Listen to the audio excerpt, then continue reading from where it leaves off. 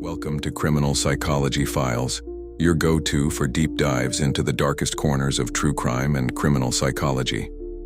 Angela and James Craig were married for over 2 decades and had 6 children together. Publicly, they appeared to be a loving couple. Colleagues described them as playful and affectionate at work. But privately, Angela confided in her sister about James's repeated infidelities and emotional manipulation. She once texted, "I'm feeling really broken and really alone. I'm leaving Jim, but not until after Christmas." Find out about what happened to Angela, James, and Craig's motivation behind this heinous crime coming up next. What makes a man married over 2 decades kill his wife, father of 6 children? What do you have to be going through to premeditate and commit such a crime? Angela was always so easy to work with. Not like other bosses I had worked for in the past, she made you feel like a person. The only time I had seen her behavior change was when she would say, "I'm not feeling myself," and she became very quiet. Dr. Craig was always nice. He would flirt with some of the patients and joke with us from time to time, but we just assumed this was how he acts with everybody. He liked to keep a relaxed office space, so we didn't think much of it, but some patients he would give a little extra attention to. You know, the prettier patients. This bothered me, but I just ignored it. Dr. Craig then would see patients, and he became very jovial and comforting, especially in the world of dentistry. You're going to be under anesthesia, and there's a little fear that comes with that. And that's normal to ease the tension in the room, but sometimes he took things a little too far. Would you know the red flags in reference to easing the tension opposed to being flirtatious? See, when they worked around it so often, they just figured this is who he was. And they never noticed his wife complaining. And she probably developed into the pattern as well, that this is just my husband, to ease the tension. But colleagues, I'm sure as well as his wife, had noticed the behavior of the flirting was a little stronger than he normally would do. Angela would reach her breaking point. She was contemplating taking the kids and leaving. James could feel the shift in Angela's behavior, and he knew that something was up. Angela was always feeling sick, and James would say, "Maybe you're just working too hard at the office, perhaps you need a break." In March 2023, Angela was hospitalized multiple times with mysterious symptoms: headaches, dizziness, and vomiting. And she wasn't getting any better, in fact, she was getting worse. Unfortunately, Angela Craig died on March 18, 2023. The doctors at the hospital stated that they would like to perform an autopsy, and James Craig was heavily against this. He would say things like she died of a heart attack, and the doctors would say we should be sure. She was fairly young. And so the doctors would perform the autopsy only to find that she had lethal doses of cyanide, arsenic, and tetrahydrozoline, an ingredient in Vicine, in her system. Now this would warrant an investigation and a new twist in the doctor's relationship with his wife. So Angela Craig has all these symptoms: nausea, vomiting, dizziness, and she's not under any suspicion at all of what's happening to me, that I could be poisoned, at least at that time. And from the sound of it, going to the hospital, you never heard once that she said, "Are you doing something to me?" Even though she knew that her husband was not being faithful, she never put that together as a basis of maybe he's killing me.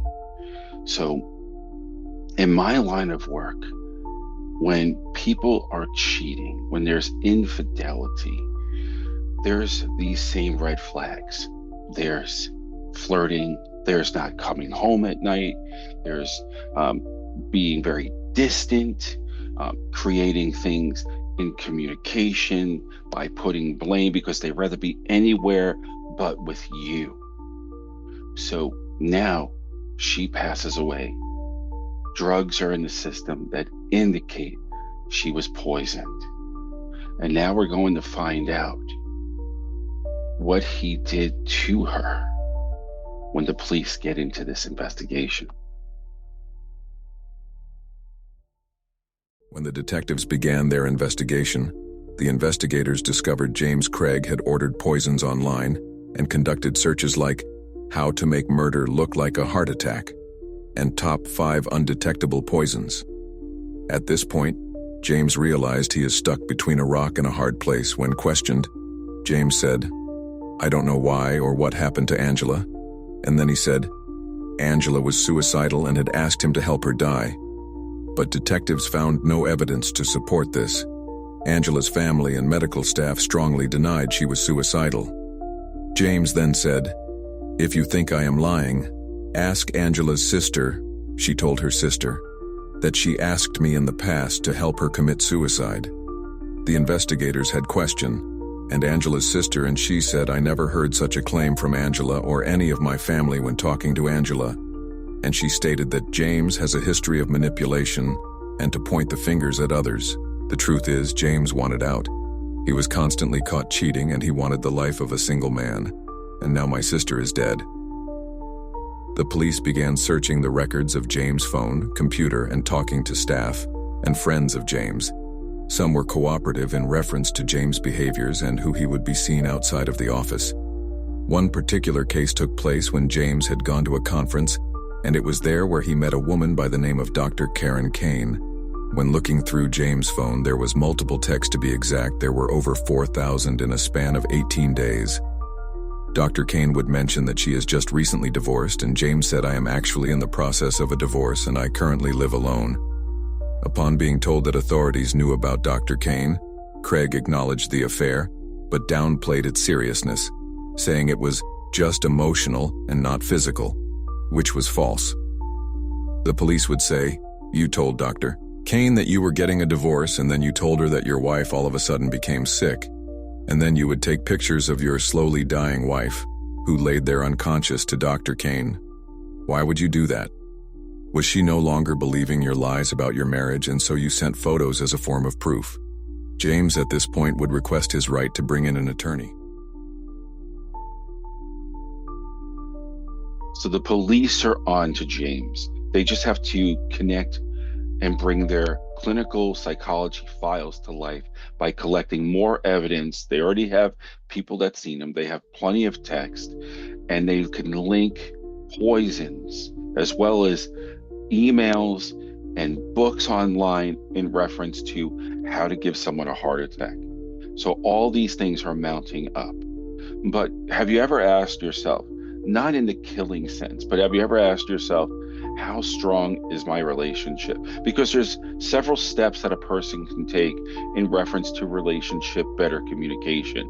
Do you find yourself in a bad relationship now? Do you find that you're yelling at each other for no reason? Do you find that you make each other wrong? Do you attack each other? Do you sabotage or suppress each other to avoid? What are you doing with your tonality with this person? Do you feel like they're respecting you? Do you feel like you're disrespected? That's what I'm getting at. These are red flags that people will see in reference to our clinical criminal psychology files that we work in reference to these things. And I see this a lot. I would say 70% of the work I do is based on relationships and the red flags that come with these psychology files, if you will.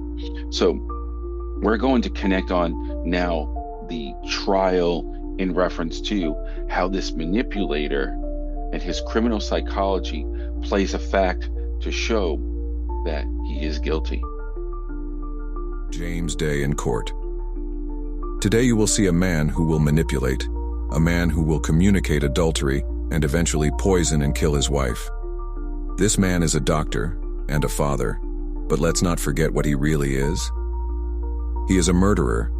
This man would manipulate another doctor with the hope of starting a relationship with her, and you will hear him and how he downplays that relationship as well. But besides being intimate with this doctor, he would converse with the good doctor through texting well over 4,000 times and sending her pictures of his dying wife in the hospital. You will hear from their daughter and how mom was a loving woman and family meant everything to her. And not only did she lose her mother, but also her best friend.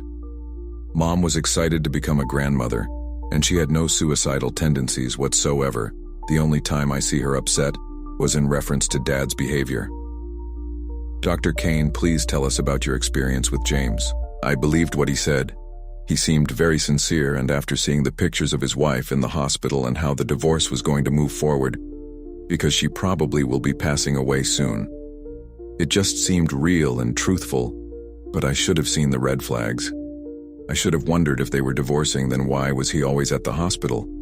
Why wasn't he with his kids? I feel horrible. If I had known what was true, I would not have been with this person. Closing arguments. Lisa Moses, the attorney for James Craig. Defense's closing argument. Defense attorney Lisa Moses argued, Angela was broken, not mentally well, and may have taken her own life. Craig and Angela had a suicide pact, and Craig was fulfilling her wishes. The prosecution's case was built on assumptions and incomplete investigation. Moses claimed there was love in the marriage, despite infidelity. Financial issues weren't severe enough to be a motive. There's no definitive proof Craig administered the poisons. Prosecution's closing argument. Prosecutor Michael Morrow opened with a stark declaration. Morrow dismantled Craig's shifting narratives. That Angela committed suicide. That they were playing a game of chicken. That Angela wanted to frame him. Morrow said, none of them are true. He emphasized Craig's calculated actions. Poisoning Angela with cyanide and tetrahydrozoline from eye drops. Administering a lethal dose while she was hospitalized. Lying to doctors and family while continuing to text his mistress. Morrow called Craig a man on a mission who wanted to avoid divorce, protect his reputation, and start a new life. Verdict details. Guilty on all major counts, including first-degree murder, solicitation to commit tampering with physical evidence, 2 counts, solicitation to commit first-degree perjury, 2 counts, solicitation to commit first-degree murder, not guilty of one lesser charge, manslaughter by aiding suicide. So the case is closed. Dr. James Craig, he goes to prison, but it's not over there yet, because there's a disturbing post-arrest behavior that Dr. Craig tries to do. And what he tries to do is that he tries to hire fellow inmates to murder the lead investigator. He feels that if I could take this guy out and I get another trial, and if he was to pursue it, which he probably would be because he's the DA, I'll take him out. I think I have better chances.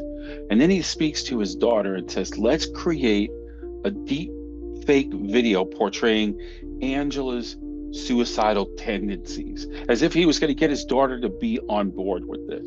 And then he offers $20,000 to fabricate testimony and obstruct justice. This is the way that this man's mind thinks.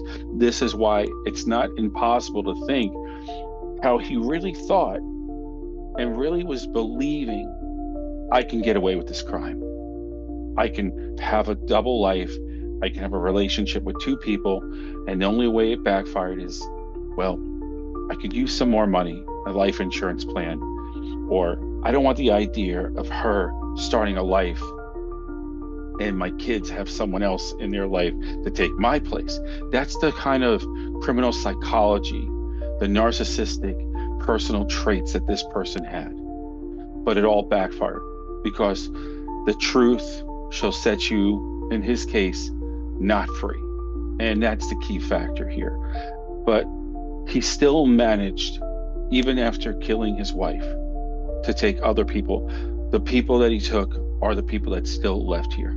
The suffering his daughter has to do, the suffering that his mistress has to go through, and the other people that Angela, how she affected their lives as well. And so that's going to conclude this particular case.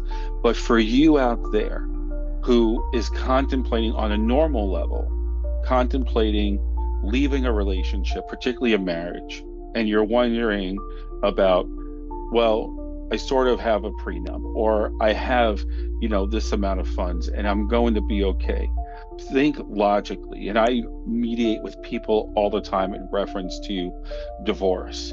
And I say, are you sure that it's over? Are you sure that this is where the relationship is going to end? Because there are going to be finances that, yeah, you might have divvied out that she's going to get this and, I'm going to get that, or vice versa. I don't want to make it like it's just all about him. It goes both ways. But also the victims, if you have children, family members, material things that have meaning to you, all these things, especially if someone gets someone who's a forensic specialist in reference to checking your accounts, which is probably why Dr. Craig James got delusional as well, probably seen all of these things, thinking about the forensic specialist that will come in and take everything from me. And I earned all of this, whatever his delusion was.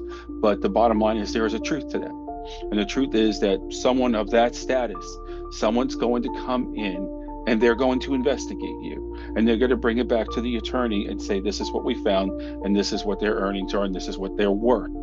And then, of course, there's the aspects of your significant other, husband or wife, or whatever gender. They're going to meet someone eventually. And are you okay with that? Are you okay with someone disciplining your children, or so on? Are you going to feel comfortable if they say, Dad, oh, I didn't mean that, Dad. I mean, he's like a dad. How do you feel about all these aspects? Because I can tell you this, in my line of work, they all play a part. And now another level of things, red flags. Be aware if you are out there, be like you're in an interview. Ask the questions. Don't just say, things that they're going to throw from your profile that's there for everyone to see. If they say they like something, test them to see if it's conclusive to your beliefs, to your values, and your standards. Or are they catfishing you? Or are they doing things just yesing you? Oh, yeah, that's me. Oh, I love that about you. Or, yeah, I would be game to learn that. Remember your value. Remember that your personal value comes into play here. And you don't want to invest your value on because he or she looks good enough to you. Investigate. If you owned a florist, you wouldn't hire a TV repairman to manage your company if you were looking for a manager. Well, the same goes in your relationship. You want the right management team so that team can grow and you grow together with similar or the same belief system in value, standards, and beliefs. So I hope this was helpful, and I look forward to connecting with you again on the next Criminal Psychology Files. In the meantime, if you can subscribe, like, and share, and help this podcast to continue to grow, I do appreciate it. And until next time, have a great day or evening, wherever you may be.